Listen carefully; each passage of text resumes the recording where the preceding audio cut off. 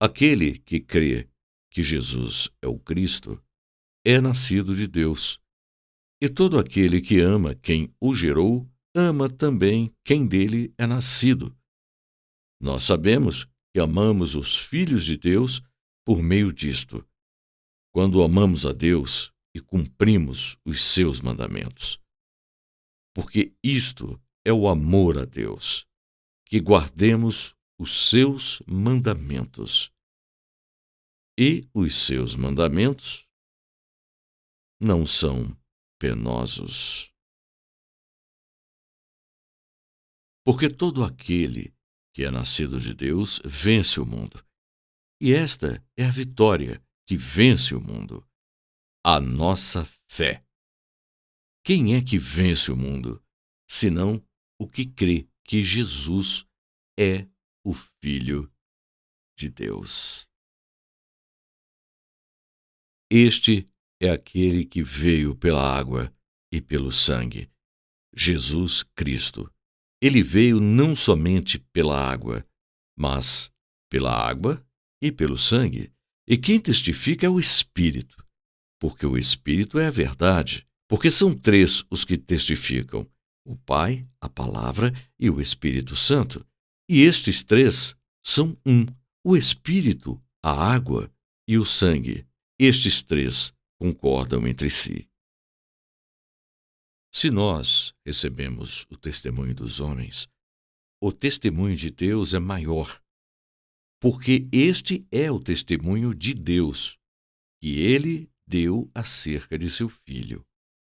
Aquele que crê no Filho de Deus tem em si mesmo esse testemunho. Aquele que não crê em Deus o faz mentiroso, porque não tem crido no testemunho que Deus tem dado em relação ao seu Filho. E o testemunho é este: que Deus nos deu a vida eterna, e esta vida está no seu Filho. Quem tem o Filho tem a vida. Quem não tem o Filho de Deus não tem a vida.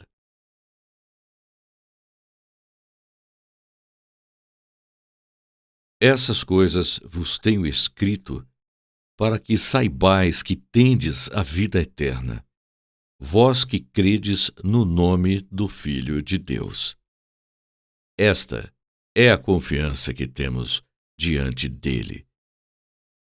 Se pedirmos qualquer coisa segundo a sua vontade, ele nos ouve. E se sabemos que ele nos ouve, quanto ao que lhe pedimos, sabemos que temos o que lhe pedimos. Se alguém vir seu irmão cometendo pecado que não seja para a morte, ele deve orar, e Deus lhe dará vida. Refiro-me àqueles cujo pecado não é para a morte. Existe pecado para a morte, mas não é a respeito deste que digo que ore.